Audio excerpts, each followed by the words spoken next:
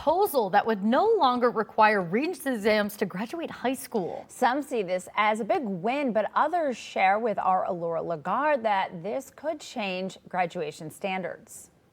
The New York State Education Department proposing to phase out state Regents testing as a requirement to graduate high school is leaving many happy.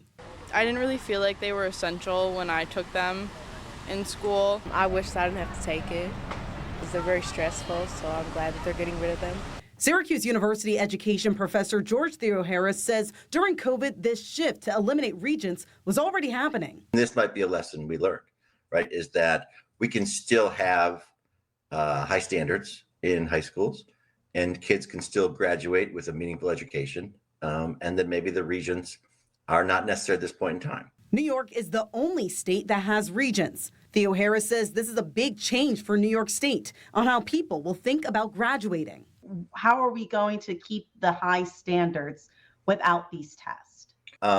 We could choose to lower our standards, but the Regents exams aren't necessarily the great gatekeeper of high standards. Ken Gerardin with the Empire Center of Public Policy says the state education department phasing out the Regents is lowering the bar for students. The Regents are making the wrong call here on ending the requirement that students pass the Regents exams, but the impact is going to be fairly small, frankly, because they've already weakened the Regents exams so much. While Gerardin says the real problem is that the Regents has become more focused on equity than excellence, Theo Harris says what they have done is set barriers for kids along racial and economic lines and impacted kids with disabilities. Our job as a community is to give kids a rich education full of opportunities, but not put things in the way that are necessary barriers.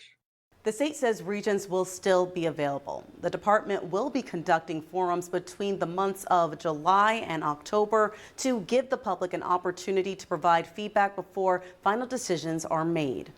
In the control room, I'm Alora Lagarde reporting. Turning